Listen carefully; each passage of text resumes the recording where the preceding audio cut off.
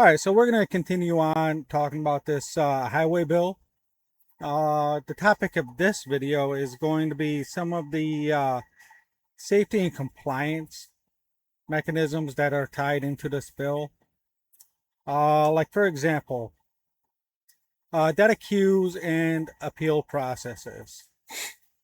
Carriers will have the ability to access safety records for current and prospective drivers. Any contested serious violation must be actively flagged as under contest in the federal database and must establish a independent appeal process. So to me that's kind of interesting. Again,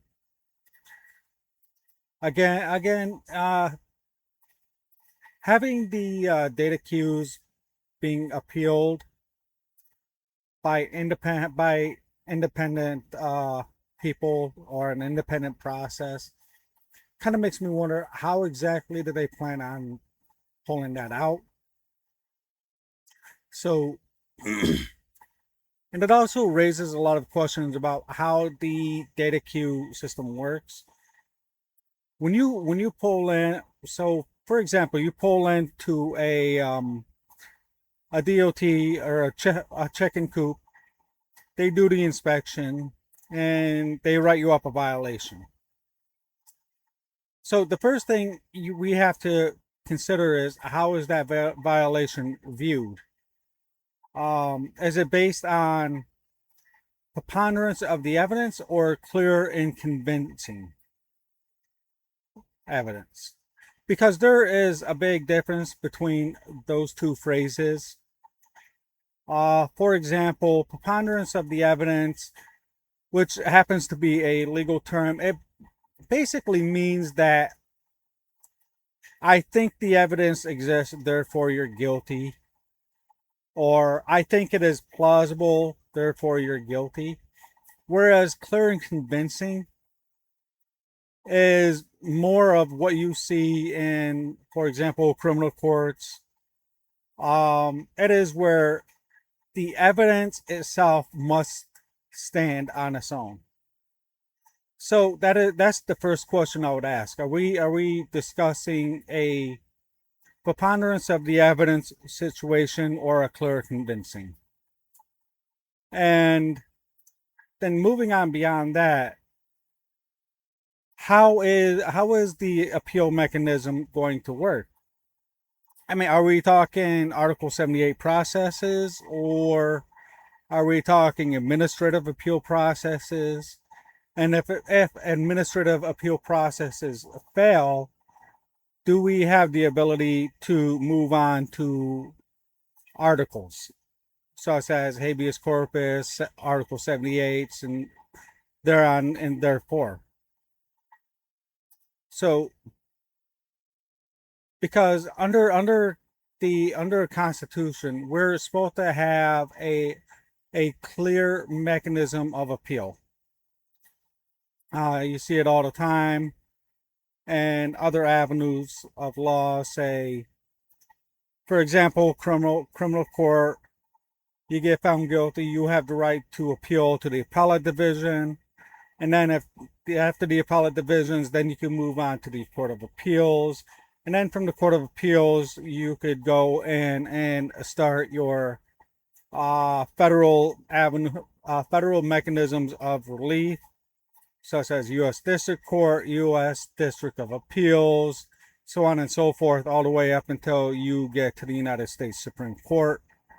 So that is an example of how our justice system is supposed to work. So is this data queue process going to fall more in line with that? Or is it still a private party where there's no real structure and no real mechanisms? And then we look at another thing that we go on to is another part of the bill comes in and talks about beyond compliance incentives. The legislation reviews a system of credit carriers that operate above baseline compliance levels, officially recognizing driver training and experience as a competitive safety standard. Now, I think this is has potential of being a good idea. Um, because I mean, safety is important, and advanced training is always needed in this industry. So my question is, I mean, how is this going to work? Because majority of businesses are just that, they're business, and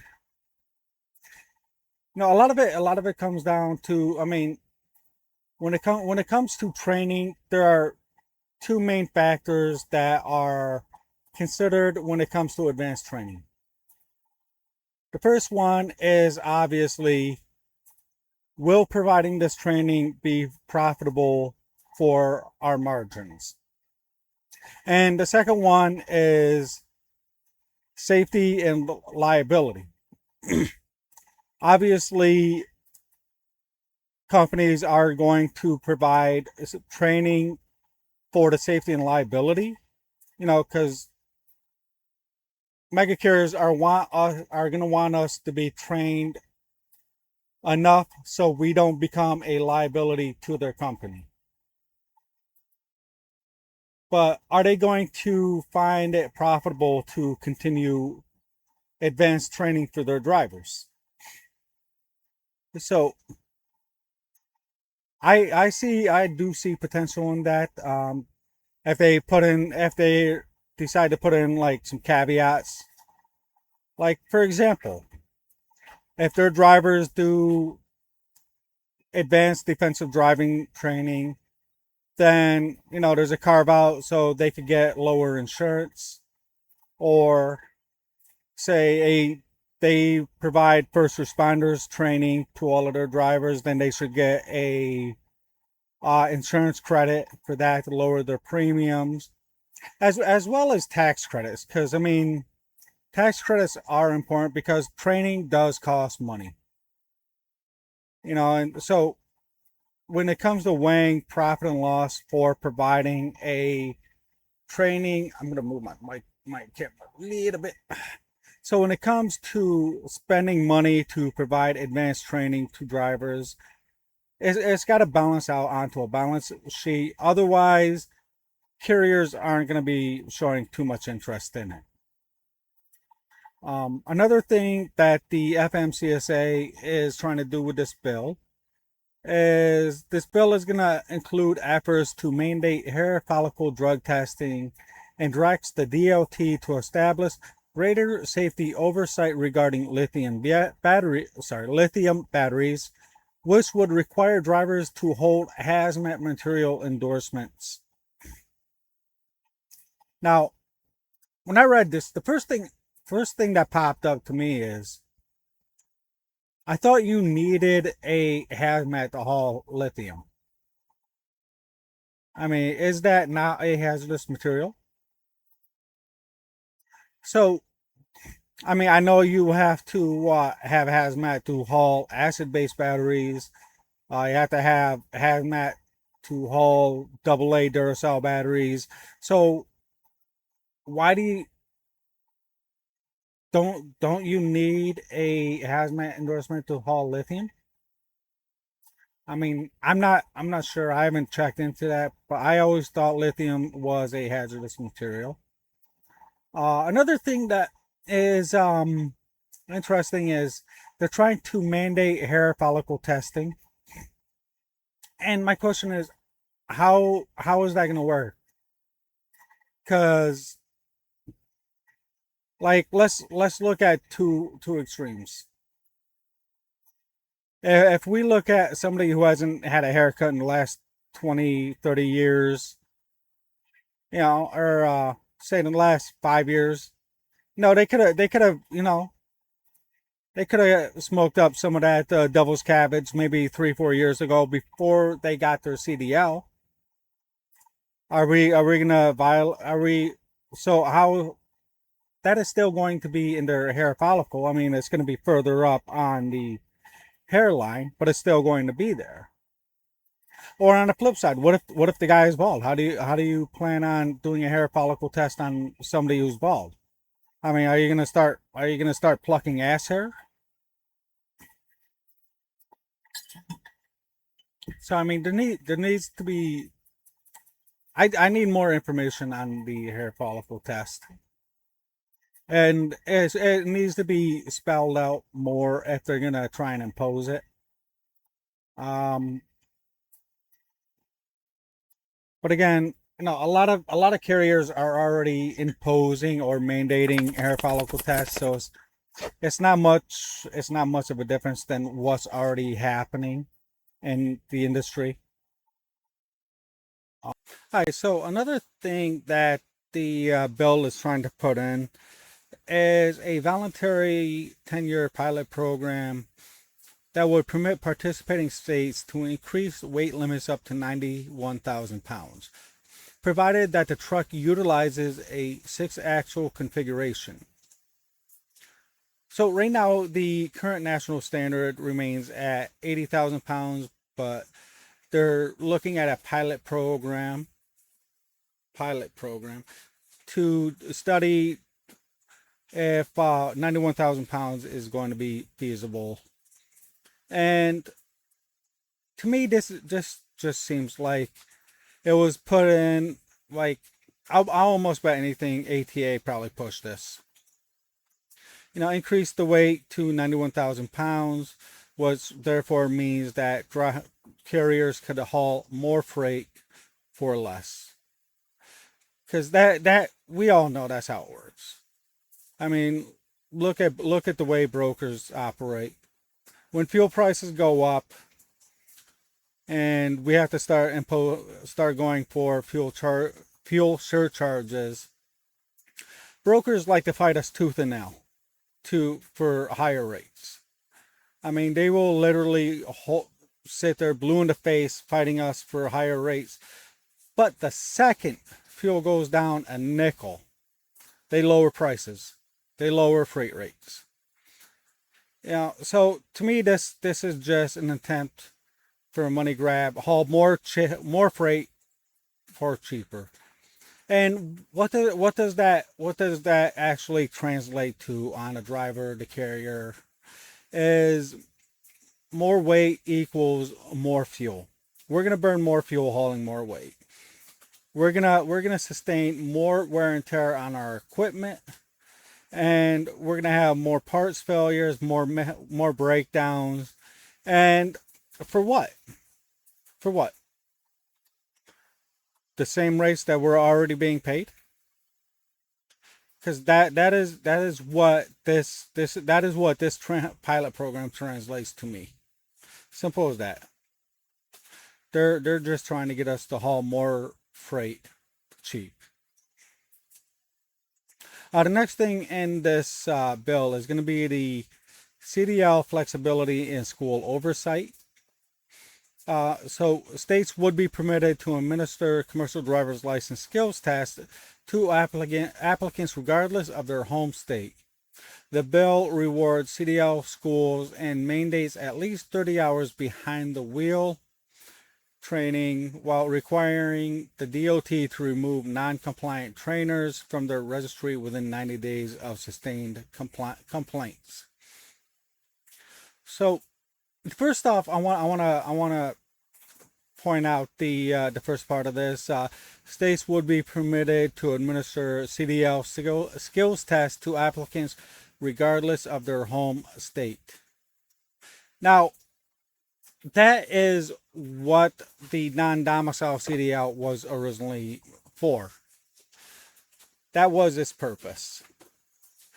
So you live in Wisconsin, you go to CDL school down in Utah. They administer your skills test, and then you go back to Wisconsin to have the paper to submit the paperwork to the Wisconsin DMV, and then you get your CDL. that was the original non-domicile CDL. So that's all they're doing here is they're keeping the non-domicile CDL system alive. They're just trying to rebrand it. Let's see. So they're gonna update. The bill rewards CDL schools that mandate at least 30 hours behind the wheel. How is it gonna reward? Like, first off, how are you going to reward these CDL schools for giving us 30 hours behind the wheel? How is that going to work? And second off, that's already the status quo. You know, most CDL schools, I mean, you do what? 2 weeks worth of training and then you're gone. They push you out. So basically, it's keeping that right there is going to be keeping the CDL male mentality alive. That's all that's doing. You know, and it's strange when you think about it. I mean, a barber needs to have 500 hours of training before they could get their barbering license, but a truck driver only needs 30. How does that make sense? You know, and naturally, we cannot talk about the highway bill without talking about the elephant in the room. Yes, autonomous vehicles framework. This legislation will establish the first federal safety framework for commercial autonomous vehicles operating in interstate commerce. Manufacturers would be required to establish a safety case, self-certify that their vehicles will meet performance-based safety standards, and follow strict incident reporting protocols. Yes, self-certify, because we all know how well that works.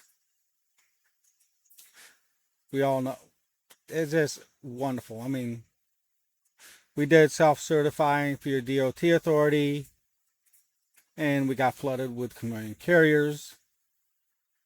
We got a self-certification for the ELDs, and now all of a sudden, hundreds of them are being revoked every week because they're non-compliant.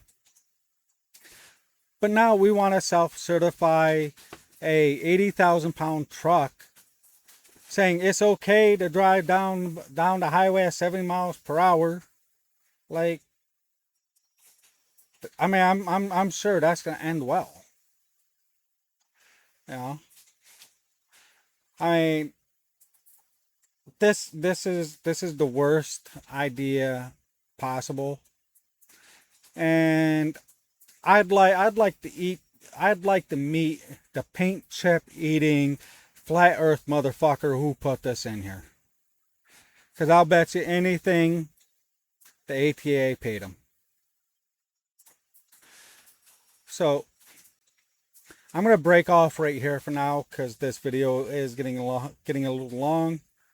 But trust and believe. I mean, this is 1,000 pages worth of bullshit, and there is much more involved. So if you like this video, if you want to hear about the next big thing in this bill, hit the like and subscribe, follow along, and